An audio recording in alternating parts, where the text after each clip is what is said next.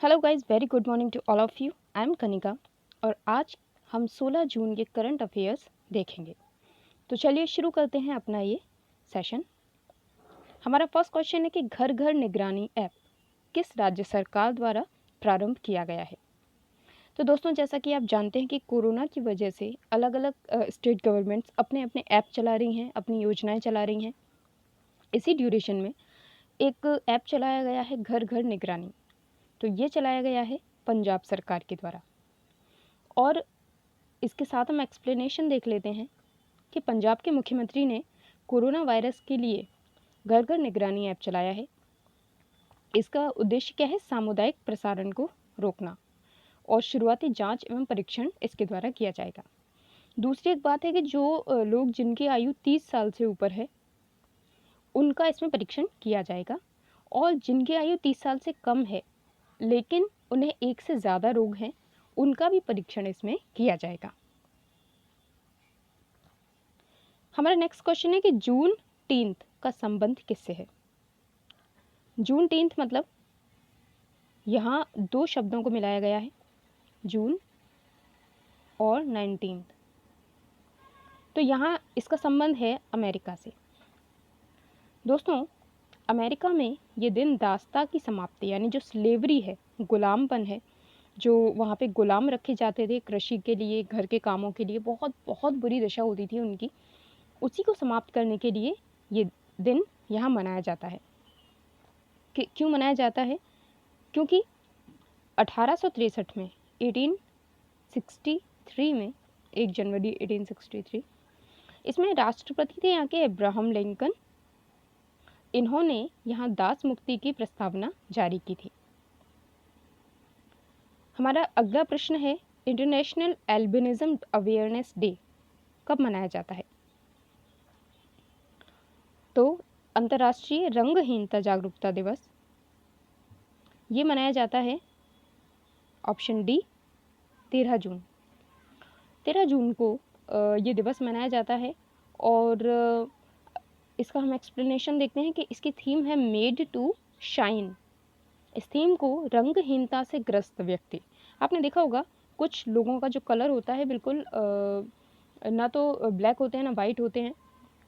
इनका कारण क्या होता है कि हमारे शरीर में एक मेलानिन नाम का तत्व, एक पदार्थ पाया जाता है जो कि हमारे शरीर के रंग को निर्धारित करता है। मेलानिन एक तत्व पाया जाता है, तो इसके उत्पादन में जो सहायक एंजाइम है वो उसके जब अभाव हो जाता है और वो मेलानिन को नहीं बना पाता, उसके कारण हमारी त्वचा, बाल, आँख, इन सब का कलर जो है वो डिफरेंट हो जाता है, उसमें विकृति आ जाती है। इसी को रंगहीनता बोलते हैं।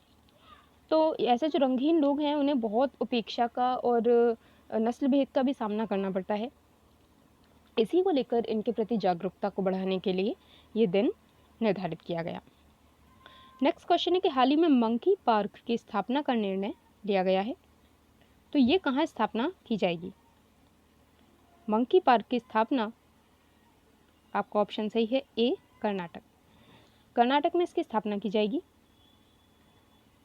कर्नाटक में जो शरावती नदी है, शरावती नदी यहाँ पे बहती है, इसके पश्च जल में, पश्च जल क्या होता है कि जैसे कोई नदी बह रही है तो वो बहते बहते उसका बहाव जो है वो बदल जाता है और यहाँ पीछे पीछे की साइड इसका जल रह जाता है, इसी को पश्च जल बोलते हैं।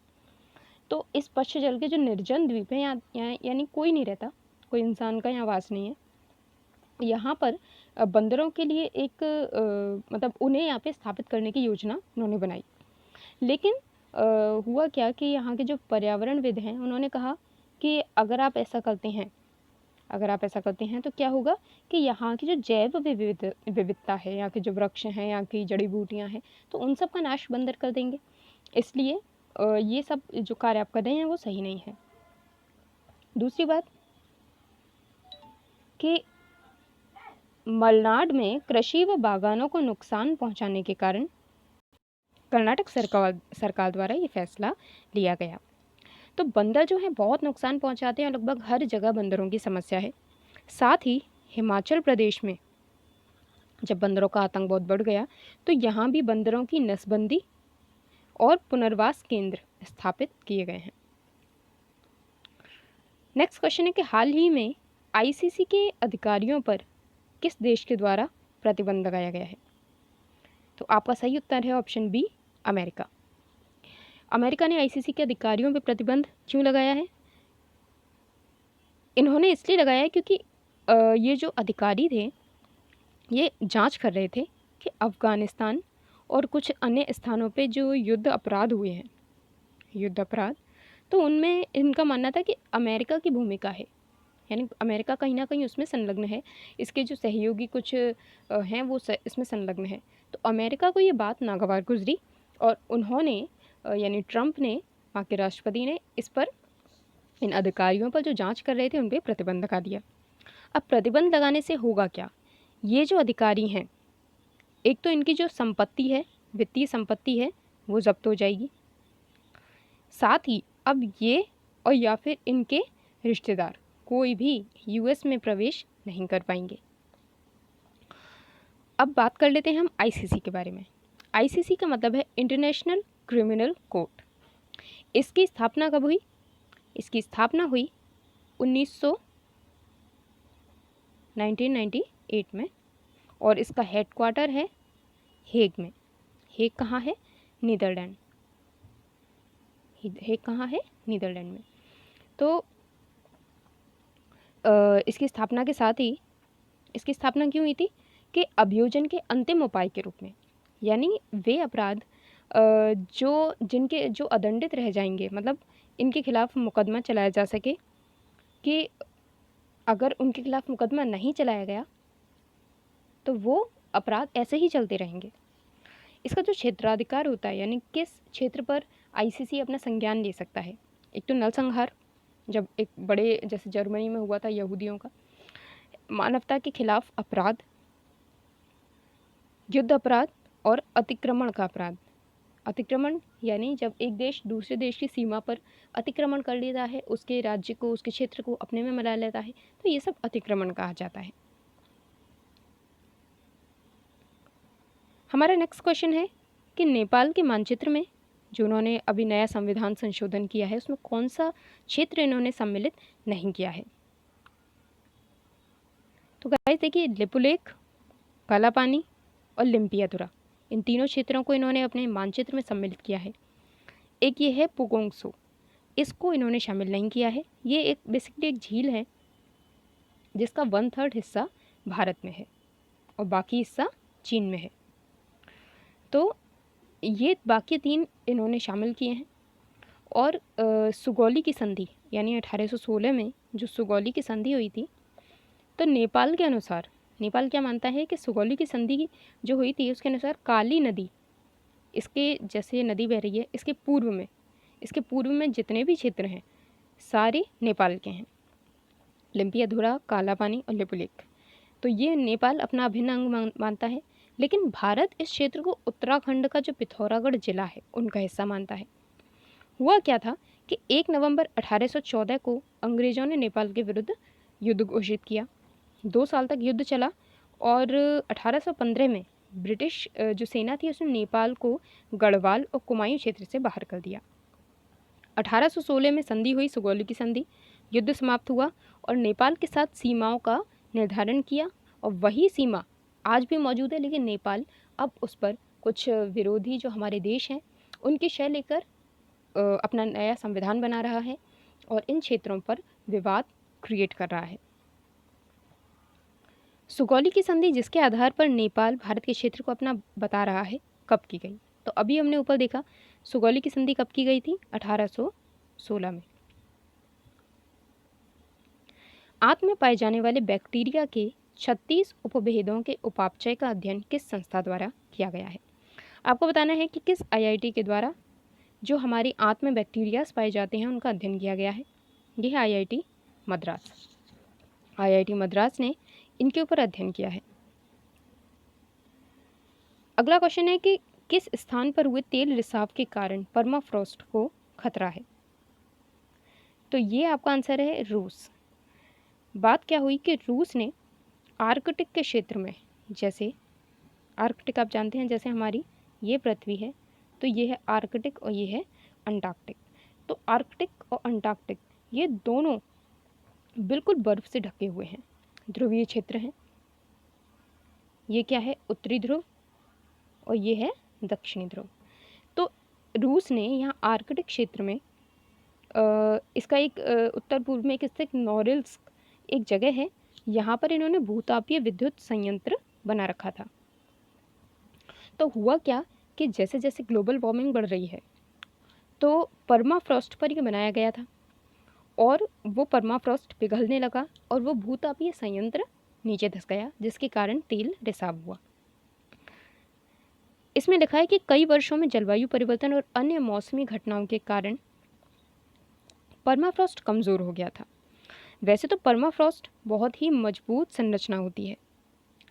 इसमें क्या होता है, देखिए ये तेल रिसाव हुआ जिससे आर्कटिक क्षेत्र में बहने वाली अंबरनाया नदी, ये क्वेश्चन बन सकता है, क्योंकि अंबरनाया नदी कहाँ बहती है।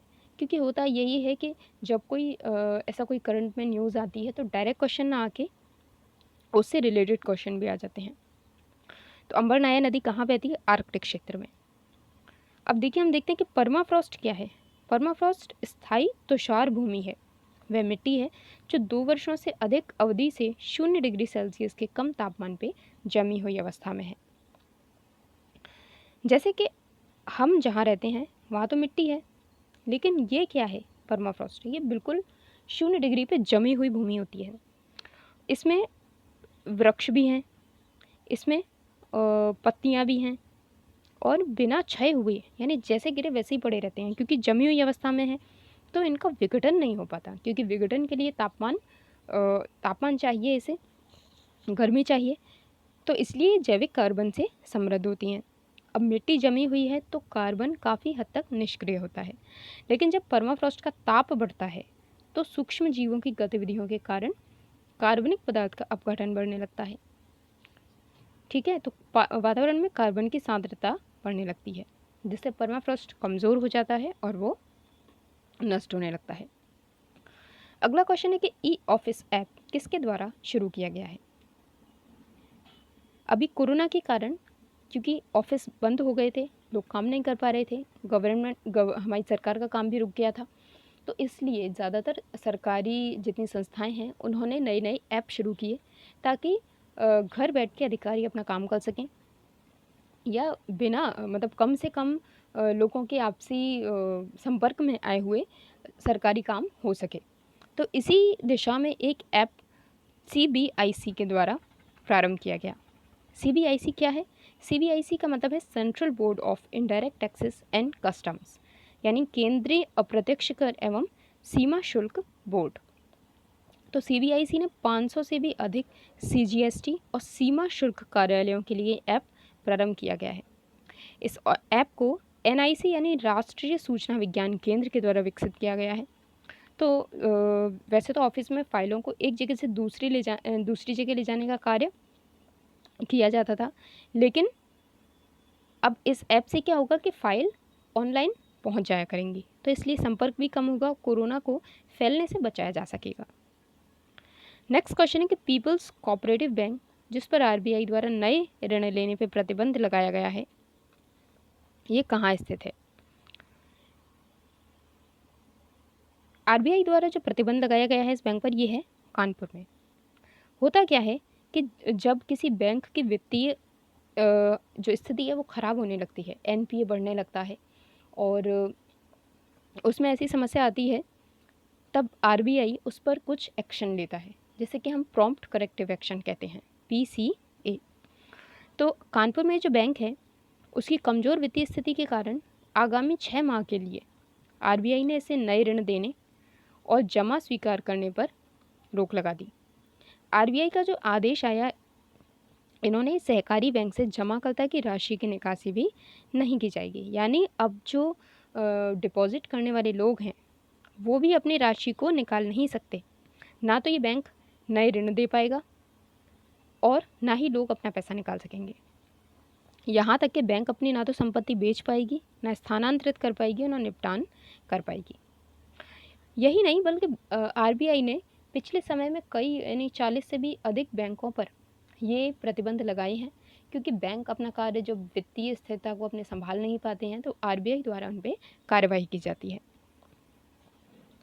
नेक्स्ट क्वेश्चन है कि हाल ही में आरबीआई के विदेशी मुद्रा भंडार को, मतलब विदेशी मुद्रा जो भंडार है फॉरेन रिजर्व, वो कितने बिलियन डॉलर का आंकड़ा पार कर गया? इसका सही उत्तर है ऑप्शन ए, 500 बिलियन डॉलर।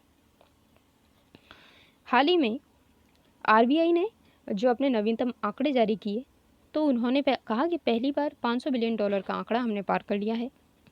और आरबीआई के पास जितनी भी विदेशी मुद्रा है वो उसका विदेशी मुद्रा भंडार कहलाती है।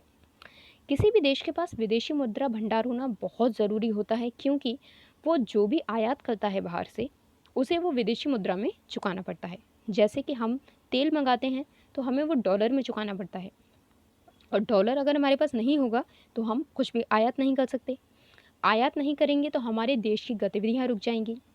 आयात बढ़ाने के लिए, मतलब डॉलर को हम कैसे ज़्यादा अपनी तरफ आकर्षित करें, उसके लिए हमें निर्यात करना ज़रूरी है।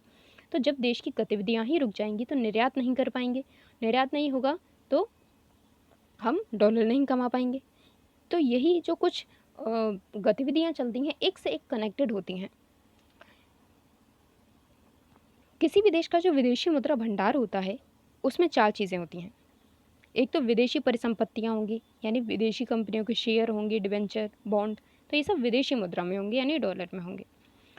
गोल्ड रिजर्व होता है, यानी आरबीआई के पास कितना स्वर्ण भंडार है, सोना जमा हुआ है। आईएमएफ के पास रिजर्व कोष, आईएमएफ क्या है? International monetary fund. इसके पास रिजर्व ट्रेंच होता है, जो कि देश अपनी मुद्रा में रखते हैं, यानी हम किस में रखेंगे? रुपए में।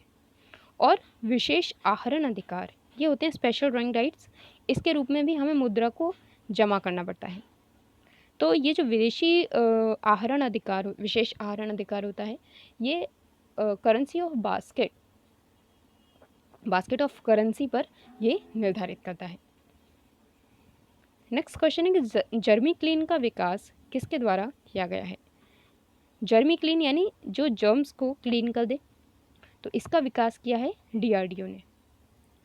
डीआरडीओ ने सुरक्षा बलों की वर्दी को कीटाणु मुक्त और स्वच्छ रखने के लिए जर्मी क्लीन का एक विकास किया है। ये क्या है? एक सैनिटाइजिंग कक्ष, एक चैम्बर है, और इस कक्ष में आप जो सुरक्षा बल हैं उनकी वर्दी को टांग दिया जाएगा, और लगभग 15 मिनट के भीतर ये 25 जोड़े वर्दियों को सैनिटाइज कर सकता है।